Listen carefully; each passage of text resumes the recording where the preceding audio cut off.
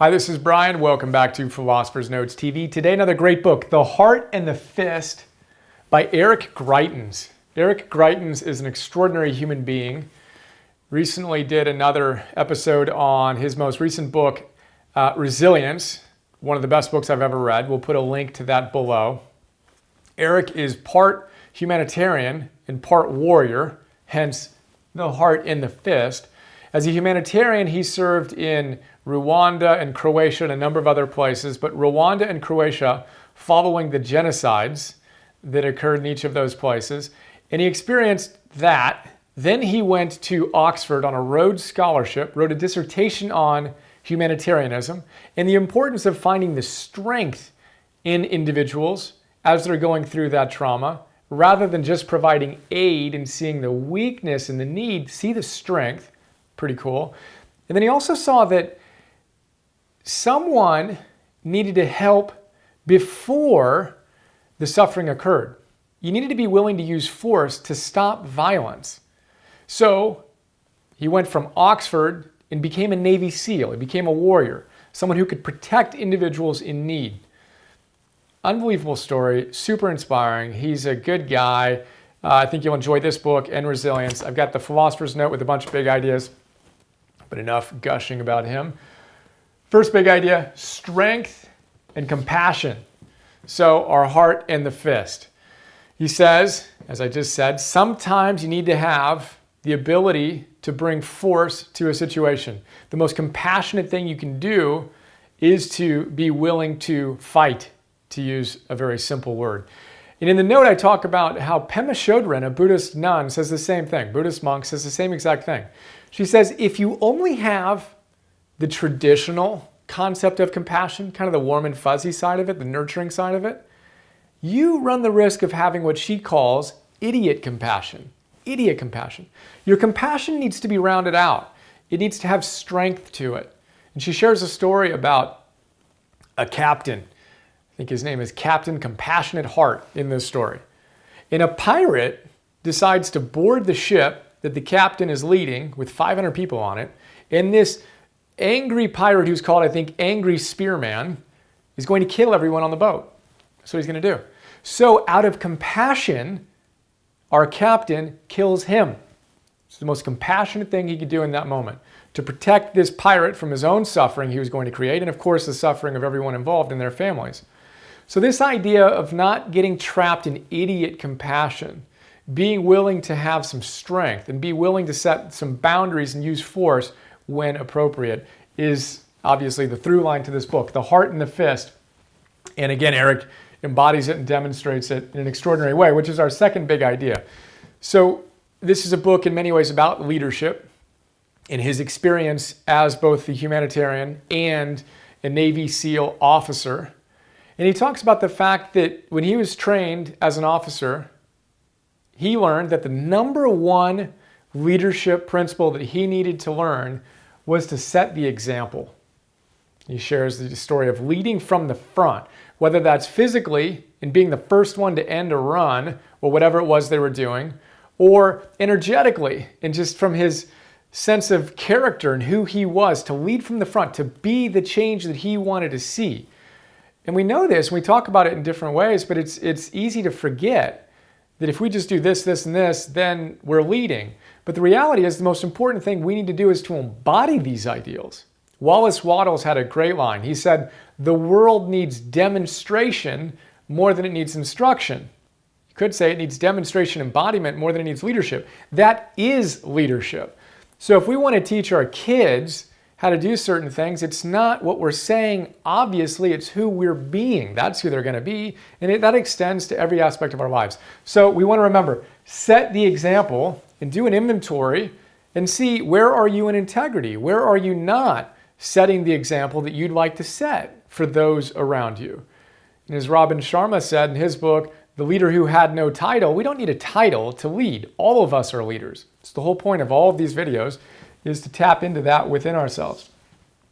Third big idea, why quit? So he shares the great stories of his SEAL training.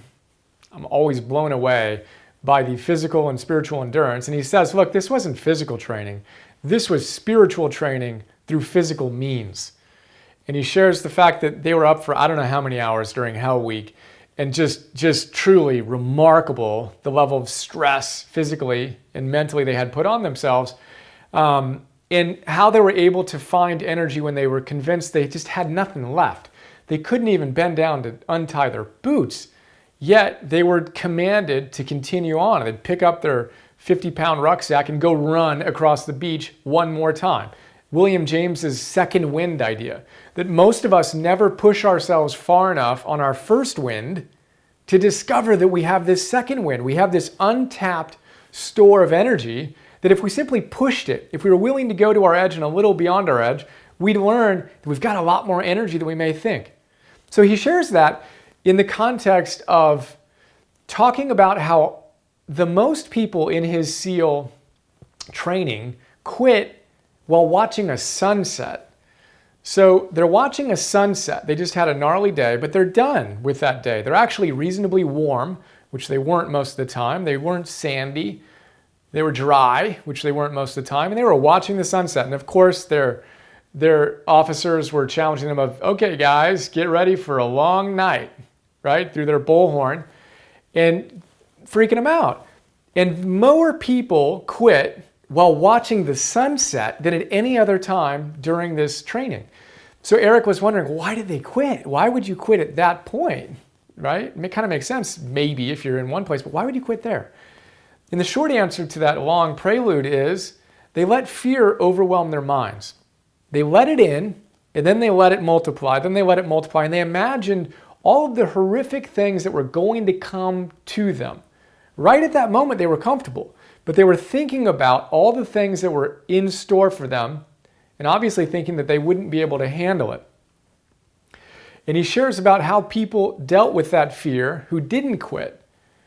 And he has a bunch of stories, but a few of my favorites. He had people who said to themselves, oh, hi, fear. I see you're back. Sorry, I don't have time to hang out with you right now. I'm focused on crushing it. It's one way to look at it. When you feel your fear coming in, acknowledge it, see it, say, hey, gotcha. And as we just talked about yesterday, simply naming your fear moves you out of your lizard brain into your prefrontal cortex where the power of the emotion dissipates. So playing a game where you're talking to your fear is a great way to manage your fear. Don't have time for you right now. I'm too busy doing what needs to get done. Then he shares a story about other guys who used humor. Some pretty funny stuff there. And then other people who would just try to go from meal to meal, right? So they just go from breakfast to lunch. That's just all they needed to do. I'm going to focus, go from here to here. We talked about that with Joe DeSeno's book, Spartan Up. He says your mind can't handle an iceberg of pain, but you can chip away at it. And if he's an ultra endurance athlete, and he says you can't think about the 26 miles you have left to run or the 126 miles. You've got to think about getting to the next telephone pole. Getting to the next telephone pole. That's all you need to do. Get to the next meal, right? Take the next step. Be present right now. You can do anything for another 10 seconds, right? And then the third and final way, among many, that he shared to deal with fear is the fifth big idea we'll come back to some more, but it's to serve.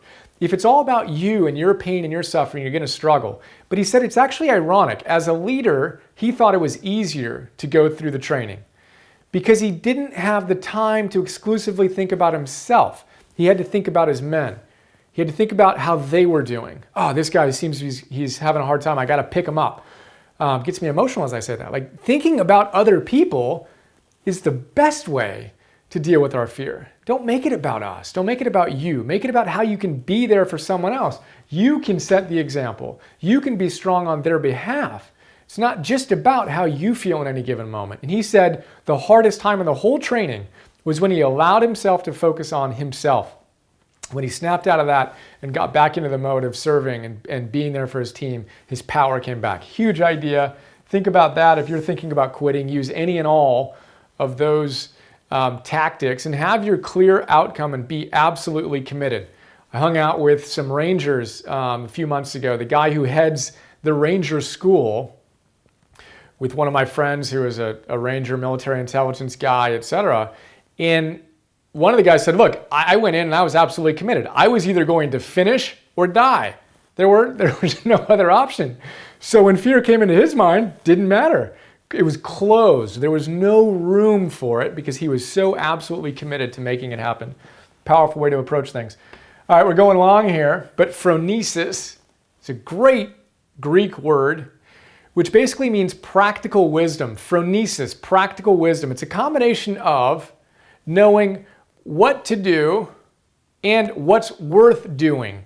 Practical wisdom. We don't have a direct English translation. There's knowledge and common sense, but this is something deeper. Phronesis, the idea of knowing what to do and what's worth doing. It's the hallmark of good leadership, right? Practical wisdom. That's what we're trying to cultivate in these talks, is moving from theory to practice. Can we integrate these ideas so we actually have a deep embodied sense of wisdom, not some esoteric, hey, we can talk about ideas, but we don't do it, sense of wisdom. The fifth big idea is to serve.